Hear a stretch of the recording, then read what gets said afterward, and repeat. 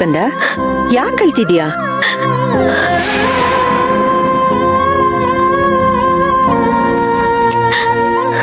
ಏನಾಯ್ತು ಅಂತ ಹೇಳು. ಅಜ್ಜಿ, ಮನ್ಸಲ್ಲಿ ಏನೇನೋ ಆಲೋಚನೆಗಳು, ಆದ್ರೆ ಅದನ್ನ ಎಲ್ಲರ ಹತ್ರ ಹೇಳ್ಕೊಳ್ಳೋದಕ್ಕೆ ನನಗೆ ತುಂಬಾ ಭಯ ಆಗ್ತಿದೆ. ಅಯ್ಯೋ ಹುಚ್ಚಿ, ನೋಡು, ವಿಷಯ ಎಂತದೇ ಆಗಿರ್ಲಿ, ಮಕ್ಕಳನ್ನ ಬೈಬೋದು, ಮೊಮ್ಮಕ್ಕಳನ್ನ ಬೈಯಕ್ಕಾಗತ್ತಾ ಹೇಳು?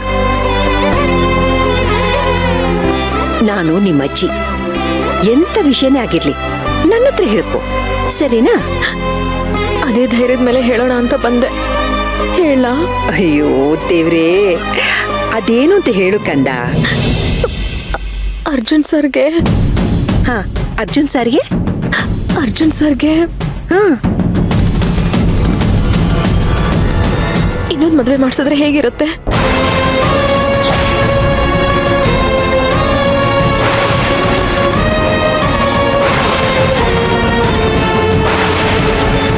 ಹೇಳಿ ಅಜ್ಜಿ, ಅರ್ಜುನ್ ಸರ್ಗೆ ಇನ್ನೊಂದು ಮದುವೆ ಮಾಡೋಣವಾ?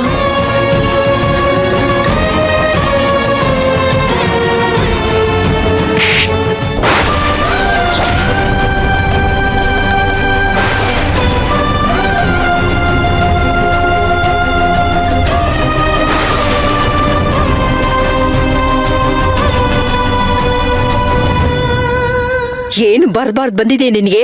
ಹಾ, ಹೇಳ್ತಿ ನೀನು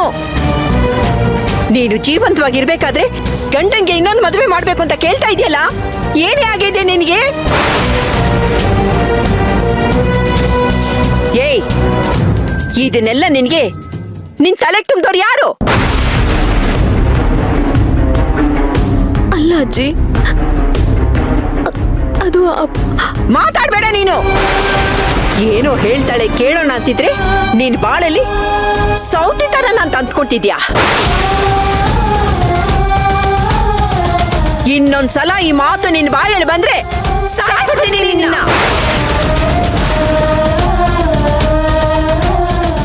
ಅಜ್ಜಿ, ದಯವಿಟ್ಟು ನನ್ನ ಮಾತು ಕೇಳಿ. ಏನೇ ಏನೇ ನಿನ್ ಮಾತು ಕೇಳೋದು? ಅಲ್ಲ ಕಡೆ, ನಿನ್ ತಲೆ ಬೆಲೆ ನೀನೇ ಚಪ್ಪಲಿ ಕಲ್ಲು ಹೇಳ್ಕೋಬೇಕು ಅಂತ ಇದೆಯಾ? ಇಲ್ಲ ಕದ್ದ, ಹೆಂಡತಿ ಬಾಯಲ್ಲಿ ಬರೋ ಮಾತಾ ಇದು.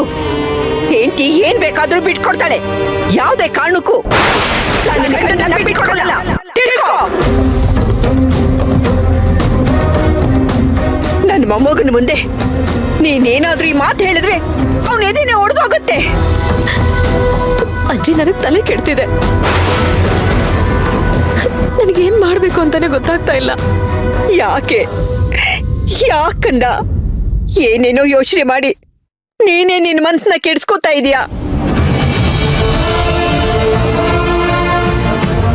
ನನಗಂತೂ ಮಕ್ಕಳಾಗ್ಲಿಲ್ಲ, ಅಟ್ಲೀಸ್ಟ್ ಸರ್ಗಾದ್ರು. ಸರಿಯಾಗಿ ತಿಳ್ಕೊ, ನೀನು ಅವನು ಬೇರೆ ಅಲ್ಲ ಕಡೆ. ನನ್ ಮೊಮ್ಮಗನ್ನ ಏನು ಅಂತ ತಿಳ್ಕೊಂಡಿದ್ಯಾ ನೀನು? ಮಗು ಆಗ್ಲಿಲ್ಲ ಅಂತ ಹೆಂಡತಿನ ಬಿಡೋನಾಗಿದ್ರೆ ಅವತ್ತು ಹಾಸ್ಪಿಟ್ಲಲ್ಲಿ ಡಾಕ್ಟ್ರು ನಿಮ್ಗೆ ಹೆಂಡತಿ ಬೇಕಾ ಮಗು ಬೇಕಾ ಅಂತ ಕೇಳಿದಾಗ ಅವನೇನಂದ ಗೊತ್ತಾ? ಹೆಂಡತಿ ಬೇಕು ಅಂದ.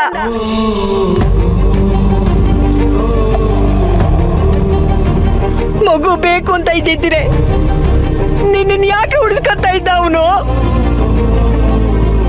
ನೋಡು, ಅಪ್ಪಿ ತಪ್ಪಿ ನಿನ್ ಬಾಯಿಲಿ ಇನ್ನೊಂದ್ಸಲ ನೀನು ಅರ್ಜುನ್ಗೆ ಇನ್ನೊಂದು ಮದುವೆ ಮಾಡ್ತೀನಿ ಅಂತ ಮಾತು ಬಂದ್ರೆ ನೀನು ಅಜ್ಜಿ,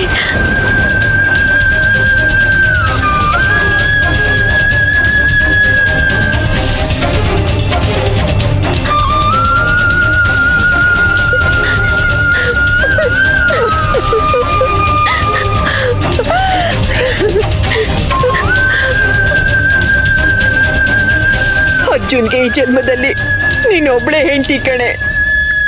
ಅವನ್ ಬಾಳಲ್ಲಿ ಇನ್ಯಾರು ಬರಬಾರ್ದು. ಬರೋದಕ್ಕೆ ನಾನು ಬಿಡೋದಿಲ್ಲ.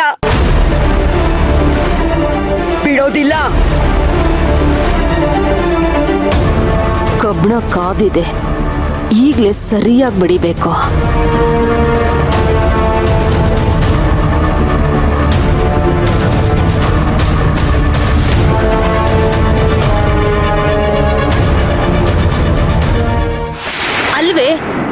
ಹೋಗಿ ಮಗು ಬದುಕಿರೋ ಸತ್ಯನ ಕರ್ಣನ್ ಹತ್ರ ಹೇಳಿದ್ಯಲ್ಲ, ನೀನು ಬುದ್ಧಿ ಇದ್ಯಾ? ನಾನಿರೋ ಪರಿಸ್ಥಿತಿಲಿ ಇನ್ನೇನ್ ಮಾಡ್ಬೇಕಿತ್ತು ಚಿಕ್ಕಿ? ಅವನಿಗೆ ಸುಮ್ನೆ ಇರ್ತಾನೆ ಅಂತ ಅನ್ಕೊಂಡಿದ್ಯಾ? ಅಯ್ಯೋ ಚಿಕ್ಕಿ, ಅವ್ನ್ ನನ್ ಮುಂದೆ ಬಂದು ಸೇವಂತಿ ಮಗು ಕೊಂದವ್ರನ್ನ ಸುಮ್ನೆ ಬಿಡ್ಬಾರ್ದು, ಅವ್ರನ್ನ ಕಣ್ಣಿಡ್ದು ಶಿಕ್ಷೆ ಕೊಡಿಸ್ಬೇಕು ಅಂತ ಹೇಳ್ತಾ ಇದ್ದ. ಅದನ್ನ ತಪ್ಪಿಸ್ಬೇಕಾಗಿತ್ತು. ಇದನ್ನ ಬಿಟ್ಟು ಬೇರೆ ಏನ್ ದಾರಿ ಇತ್ತು ನನ್ಗೆ? ಲೇ, ಹೋಗಿ ಹೋಗಿ ನಿನ್ ತಲೆ ಮೇಲೆ ನೀನೇ ಕಳ್ಚಪ್ರೆ ಎಳ್ಕೊಂಬಿಟ್ಟಿಯಲ್ಲೇ. ಯಾಕ್ ಚಿಕ್ಕಿ? ಸೇವಂತಿ ಮಗು ಬದುಕಿದೆ ಅಂತ ಅವನು ಗೊತ್ತಾಗೋಯ್ತು. ಈಗ ನೋಡು, ಶತಾಯಗತೆ ಮಗು ಎಲ್ಲಿದೆ ಅಂತ ಹುಡುಕ್ತಾನೆ. ಆಮೇಲೆ ಮಗುನ್ ಹುಡುಕಿ ಮನೆ ಕರ್ಕೊಂಡ್ ಬರ್ತಾನೆ. ಆಗ ನೀನೇನೇ ಮಾಡ್ತೀಯಾ? ನನಗೂ ಅದೇ ಬೇಕಾಗಿತ್ತು ಚಿಕ್ಕಿ. ಈ ಮನೇಲಿರೋ ತಲೆನೋನಲ್ಲಿ ಆ ಮಗುನ ಹುಡ್ಕಕ್ ಆಗ್ತಾ ಇತ್ತಾ? ಅವನೇ ಹುಡ್ಕೊಂಡ್ ಬರ್ತಾನೆ ಅಂದ್ರೆ ಅದನ್ನ ಒಳ್ಳೇದೇ ಅಲ್ವಾ? ಏನೇ ಒಳ್ಳೇದ್ ನಿನ್ ತಲೆ. ಆ ಮಗು ಏನಾದ್ರೂ ಈ ಮನೆಗ್ ಬಂದ್ರೆ ಬರೋ ಆಸ್ತಿ ಎಲ್ಲ ನಿನ್ ಕೈ ತಪ್ಪೋಗುತ್ತಲ್ಲೇ. ಚಿಕ್ಕಿ, ನನ್ನನ್ನೇನು ಅಷ್ಟು ದಡ್ಡಿ ಅಂತ ಅನ್ಕೋಬೇಡಿ. ನಾನ್ ಕರ್ಣನ್ಗೆ ಸೇವಂತಿ ಮಗುನ ಹುಡ್ಕೋದಕ್ ಬಿಡ್ತೀನಿ ಅಷ್ಟೇ. ಆದ್ರೆ ಅದನ್ನ ಈ ಮನೆಗ್ ಕರ್ಕೊಂಡ್ ಬರೋದಕ್ ಬಿಡಲ್ಲ.